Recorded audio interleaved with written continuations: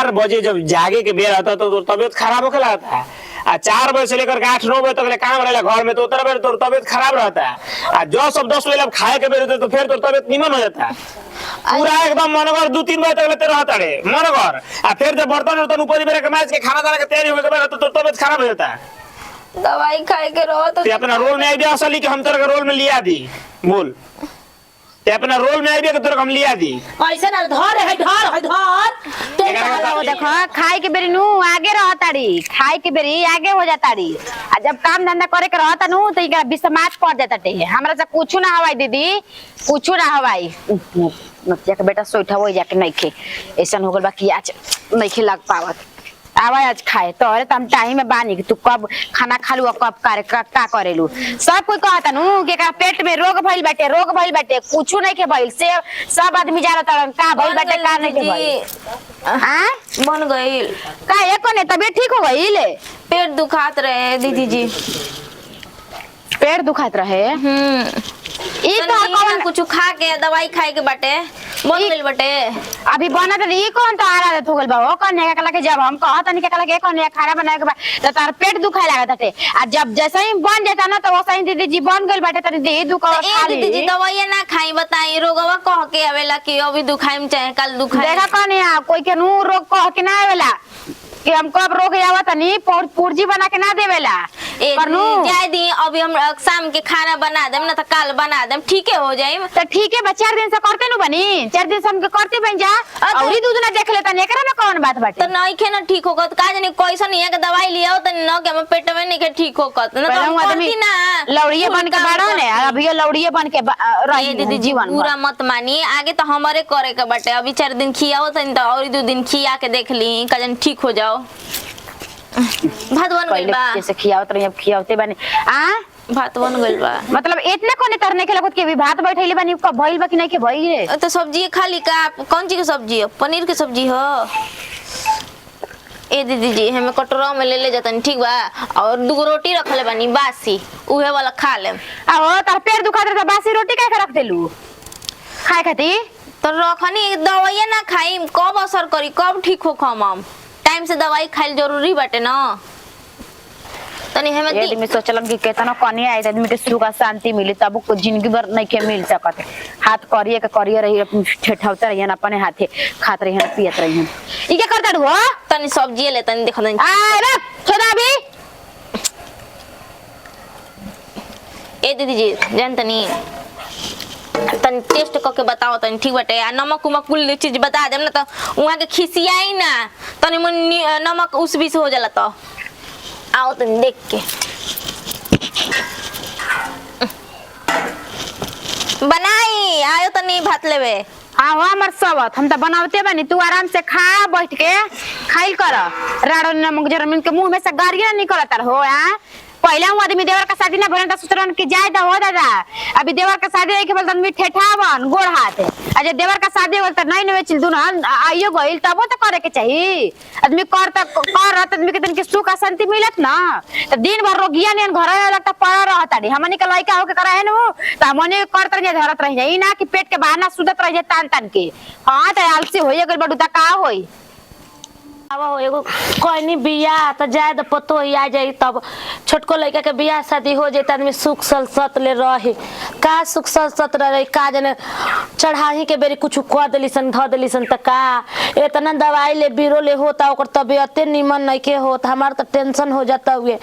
कब जब सुने जब का त पेटे दुखाता त कपार दुखाता त पीठ के हड्डी दुखाता कितना दवाइया कम से कम सुने के चाहिए हमार त लागत कोइले धइले हुए ओ दिन ओकर माई ले बतियाई त कहत ना जी समझिन जी ऐसन कोनो बात नहीं के हमनी के तो यही के मारे हम चिल्लाते तो डोली लेके जाइए का रे ठीक भी है वो तो ठीके भी है और तबियते रह के गाल बढ़ाता हमेशा ना कबू कबू की जाने का हो जाते ओकर तबियते गबड़ा जाता उहे हम कहत नहीं रे बच्चा ई बताओ बात बुझाते नहीं के ओकर केवन बीमारी भइल तोरा के तो ही गरी हम कहत नहीं ते बबुआ जाय द तोरा ठीक बा गाड़ी छकड़ा के तोरा लालसा बा त गाड़ी छकड़ा पे आदमी कबो चगेला डोली पे कबो ना चगी आगना में जाई त डोली रही त आगना में जाई त आगना में ढुक के बैठ जात कनिया डोली ले चल जात कुछ दूर जाके तब अपन गाड़ी में बैठ गई त तोहनी के त ई नहीं खे बुझात तू तो कह दिल ना गाड़ी ले दुआरी पे ओकरा गाड़ी चली तो गाड़ी ना जाई डोली एगो डोला करबू अब का जाने कोनो अछत मार देली सन का कोइल सन का ना के जानत हुए हैं हमारा तो बुझाते नहीं खे रहती है ठीक एकदम खात पियत रहती है आ तले अभी ठीक भी है खाती है तले अभी तबीयत खराब हो गई अभी तबीयत खराब बा तले के उन्हें क्यों रहता निम्न हो जाती है कभी भक्त देर के बीमार पड़ जाती है हम तो परेशान हो गए करा से बुझाते नहीं रे उतना दवाई ले पीरो ले भइल काहे करे के दिखाई हमारा तो बुझाते ई नहीं बताओ बाबू जहिया ले आइल बे तहिया ले एको दिन ओकर दवाई छूटल बा ए माई हम कहत नीनू का कि करे के ऊपर झापर देखावाई जा अब अच्छा ये बताओ बबुआ नया नोहर कोनिया बे ऊपर झापर देखवई बे आज ओझो गुनी पे भरोसा बा और चार गो लाज जे त का करब ओझा भिरी आदमी लिया के चल आवल ओझा भिरी पहले ओकर खेला बेला नहीं कि देखत कि का करतिया का बोला ना नचर कनिया पे रहे जे करे के चाहिए अरे भाई तो यही तो सोच करके देखवा सुनवा दी ऊपर वार तो कुछ कर मती गति काम करे लगी का करती है वो अब रहती है बीमार हो जाती है जी पहले बात है देवर बबुआ हां जब कला के भी काम धंधा नहीं के भइले नहीं के खाना पीना बनल त हमरा रोग उपट जाताटे आ जैसे ही खाना हो जाताटे त सही रोगवा के केरे चले ता चूल्हा भी लोग आके कटोरी में सब्जी निकाल के चल जा अपना घर में आ 4 दिन समझा खता नहीं समझ गए नहीं बासी रोटी घर में अपन अथु में लुकवा के धइल बे फ्रिज में बासी रोटी या सब्जी अभी लेके जाके खातिया बताई ना आई हो मैं ई का कहत 4 दिन से मम्मी जी हम देखत नहीं पर नहीं की बोलत ना कि ज्यादा छोट कनी ज्यादा कन तबीयत खराब से पेट और दुखा थे पर 4 दिन से कोई यही तरह ना करला कि काम देखत सूझ जाए जब नु खाना पीना बना तो चली हम अरे बाबा कछावत ये का रे और तो तेज हम बड़े ता हम बानी ती का कहते एकर बतिए सु ओने करो तो बतिए एगो तो घरवा में बिया आय केहू कैसे तब ठीके न कहती है केहू कैसे थोड़े ना तबीयत खराब होकेला आय इहो कहे के ठीक है बुगे सुबह उठे के सकराहे बेरा होता तो कहती है लागत हुए कपार में चक्कर आवता मम्मी चक्कर आवता आ कुछ जुगुन बेरा होता तो कहती तो नीमन हो गनी इहो तो बात ठीके कहती है बात के पकड़ है हमनी के नखे बुझात तो हमनी के तो ओकरा फेरा में लागसन घर में तो ओकर रहन चाल कैसन बा उ का चाहती है घर में तो ओकरा तनी पीछे तनी तो निकला लागसन बुझा गइल पीछे हम जब देख लेते नी ओकरा का कैसन बात पे अगर उधारा जाती है तब मारा बोकरा हे छावा में मारब छावा में ओकरा पीछे लागो है के परी बबुआ ना तो कहते घर में सुते तना बैठे तना इतना रह के अपन मेहर का नस न की रहतिया खाली तो ठीके मन कर रहती है एकदम तब सब रात भर एकदम मन कर रहती है देख ली अभी नहीं में ओकरा रोग हो जाता जब 3 बजे के काम लागत नु तो हम तनी देखत हमहू तनी हम गौर करत तनी अब भोरहरिया के जब बेरा होके लागत नु तो ई तनी बीमार एकर परे लागत एकर तबियत तनी गबड़ाए लागत है 5:30 बजे बाद मैंने कर तबियत कुछ ज्यादा खराब हो जाता तो तबियत कुछ ज्यादा खराब है तो बुझा कोई ये तो बात ठीक है कहते हम फिर जब 5 बजे से लेकर के 9 बजे तक एकदम बीमार रहती है 9 बजे के बाद फिर ठीक हो जाती है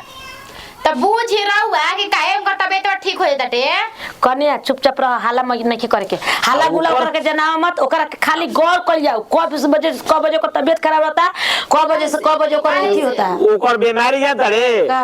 ओकर बीमारी टाइम से टाइम एकदम आवता है अच्छा चले अब हमारा न ध्यान देवे के काहे टाइम से टाइम आवता 4 बजे से भोर हरिया ले ले देखे के 10 बजे 11 बजे तक ले बीमारी उनका टाइम हम उनका टाइम पूरा करवा देते अब हमका लागत नहीं इतना दिन ना लागो नहीं पीछे अब लागत नहीं उनका पीछे देखिए ला त पीछे का के लागो लौड़ी बने वाली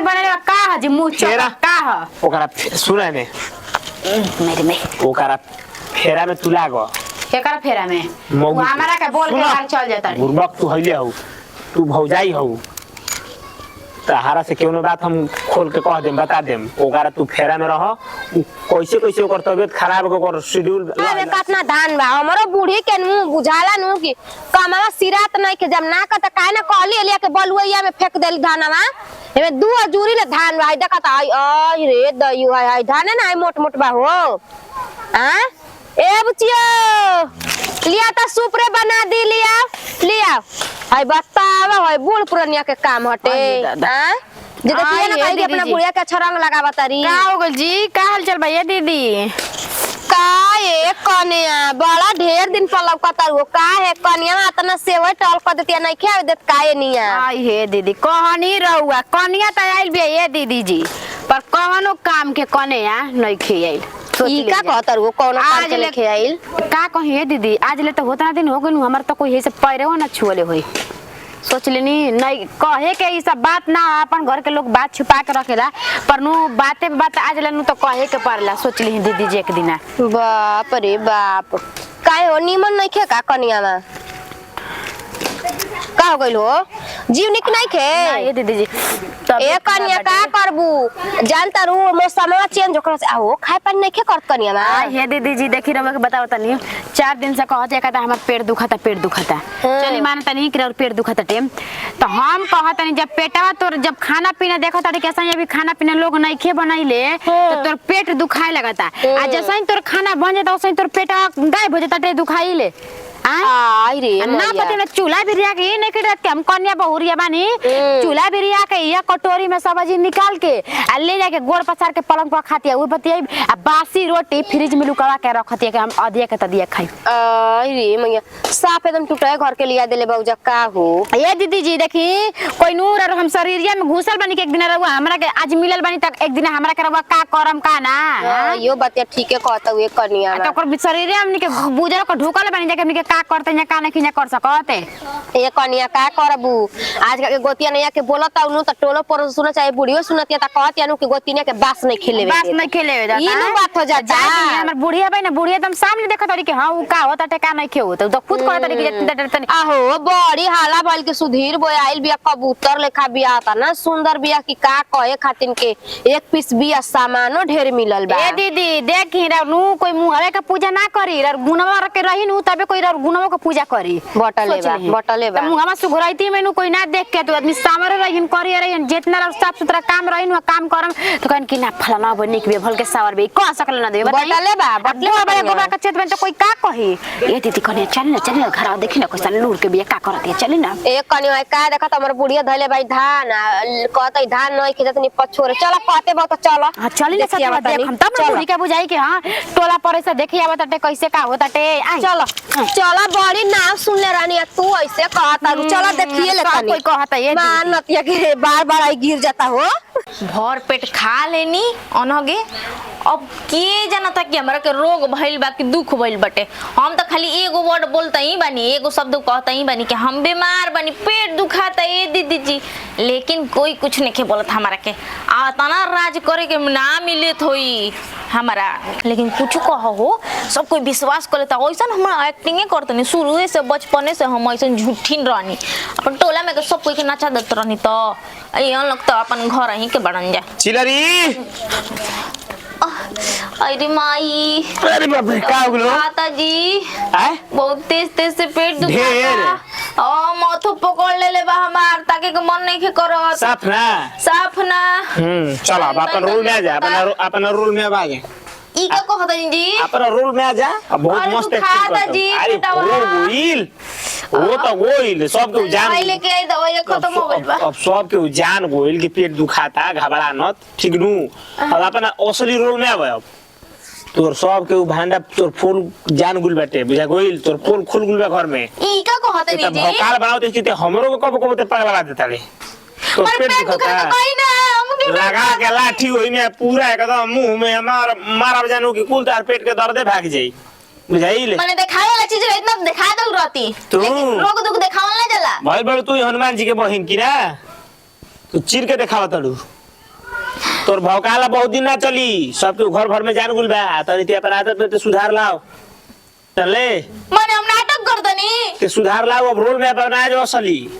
असली आओ एकदम रोल में मिजाज में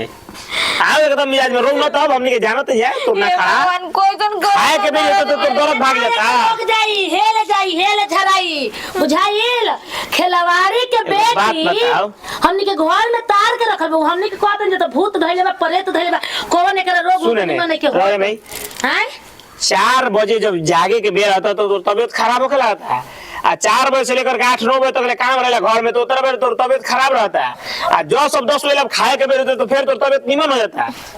पूरा एकदम मनगर 2-3 बजे तक लेते रहता रे मनगर आ फिर जब बर्तन ऊपर बेर के माज के खाना दाना के तैयारी हो गए तो तबीयत खराब हो जाता है दवाई खाए के रहो तो ते अपना रोल में आइडिया असली कि हम तेरे रोल में लिया दी बोल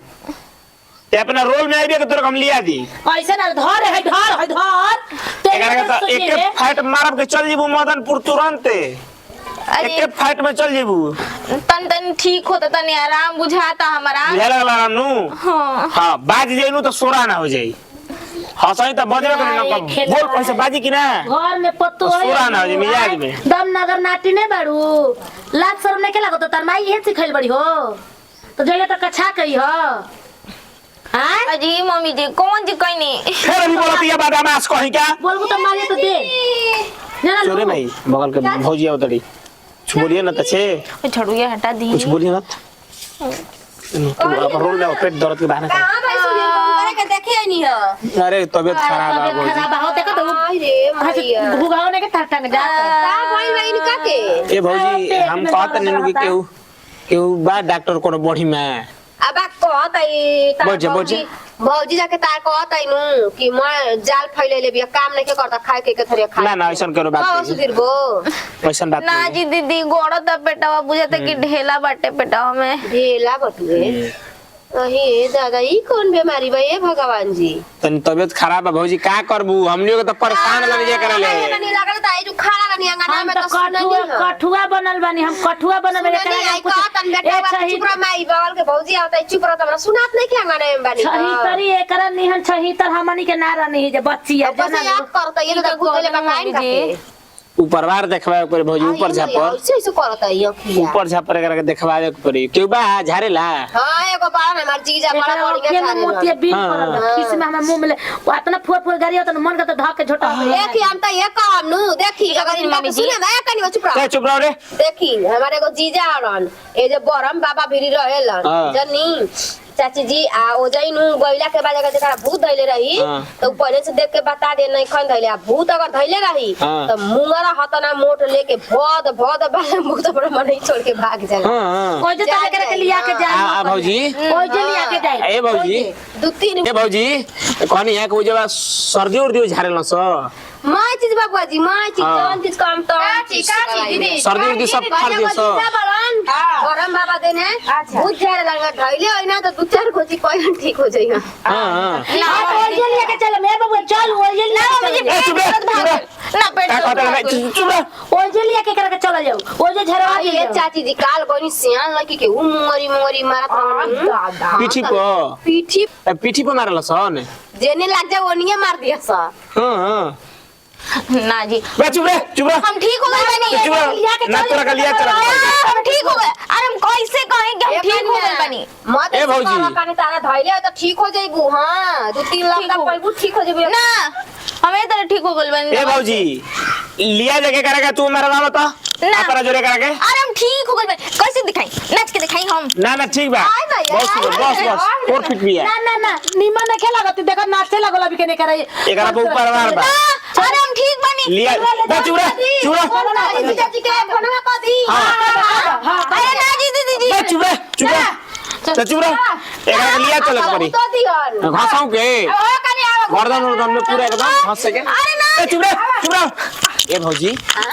तू तो निमन उपाय बता दिली हो पूछी मत रोज के पाई घर रोज के जनी रोज जान जो आदमी बड़ी मेला लागेला उजा हां मेला लागेला